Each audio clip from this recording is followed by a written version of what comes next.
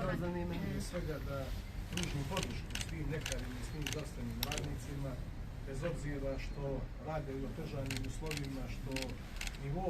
ono što jeste njihova tehnička opremljenost i njihove zarade nijesu sa onim što zaista predstavlja težinu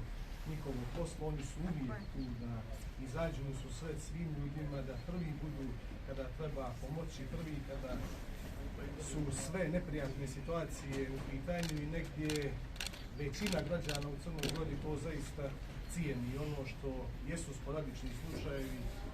su situacije kada doživljavaju određene neprijatnosti, kada negdje u stresnim situacijama i građani reaguju neodgovorno ili neprimjereno na ono što jesu trenutne